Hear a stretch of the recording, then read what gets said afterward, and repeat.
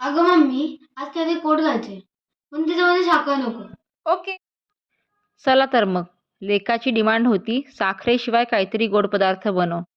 त्यासाठी एका भांड्यामध्ये चाळणी ठेवून त्यामध्ये 1 कप गव्हाचं पीठ, अर्धा कप कोको पावडर, 1 चमचा बेकिंग सोडा आणि 1 चमचा बेकिंग पावडर टाकून हे सर्व मिश्रण गाळून घेतले.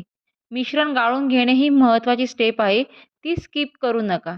त्यानंतर दुसऱ्या एका भांड्यामध्ये पाव कप तेल, 1 कप गूळ पावडर आणि अर्धा कप दही घालून हे मिश्रण छान फेटून घेतले.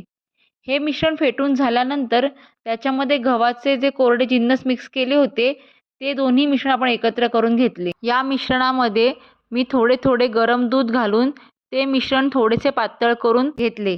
तोपर्यंत मी ओव्हन प्रीहीट करायला ठेवला होता.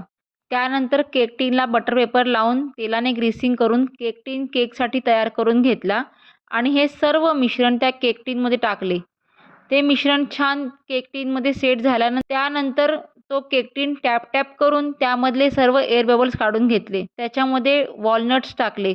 तुम्ही तुमच्या आवडीचे कोणतेही ड्रायफ्रुट्स टाकू शकता आणि 200 डिग्री सेल्सिअसवर हा केक 20 ते 25 मिनिटांसाठी बेक करून घेतला. केक थंड झाल्यानंतर बाहेर काढून घेऊया. त्यामध्ये एक टूथपिक टाकून चेक करूया.